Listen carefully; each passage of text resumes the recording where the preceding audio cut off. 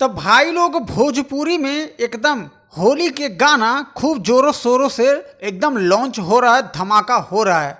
तो आपको बता दूं कि एक दिन पहले ही भोजपुरी के सुपरस्टार केसारी लाल यादव जी का होली का सॉन्ग लॉन्च हुआ, जो कि अच्छा खासा रिस्पॉन्स आ रहा है उस गाने पे। जी हाँ, जो उन्हें गाना का टाइटल है खाली उहे रंगेला, और इस वीडियो सॉन्ग में नीलम गिरी फैड करते नजर आ रही हैं। तो आज के इस वीडियो में आपको बताने वाला हूं, फिर से एक नया होली गीत ब्लास्ट करने वाले हैं केसारी लाल यादव और नेहा राज के आवाज में।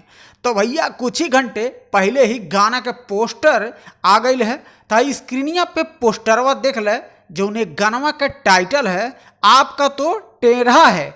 जी हाँ, टेढ़ा है पर मेरा है। गाने का टाइटल है आपका तो टेढ़ा है। इसमें फैड करते केसारी लाल यादव के साथ में नजर आने वाली हैं रानी, यानी कि रानी एक्ट्रेस के नाम से जानी जाती हैं और बहुत सारे गानों में आपने देखा ही होगा। जी हाँ भैया, इस गाने के राइटर हैं कृष्णा वेदर्दी जी, म्यूजिक डायरेक्टर हैं आर्या शर्मा जी, और भैया डायरेक्टर होंगे पवन पाल जी।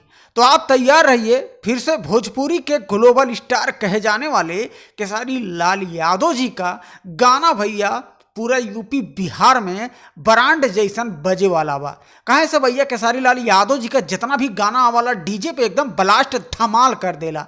तो इस गाने को फिलहाल के लिए कमिंग सून में रखा गया है, और इस गाने को जब भी लॉन्च किया जाएगा, मंगल मूर्ति फिल्म्स यूट्यूब चैनल है उसी पर इस गाने को लॉन्च किया जाएगा। आप बने रहिए, जल्द से जल्द इस गाने का फुल अपडेट आप सभी तक पहुंच ही जाएगा।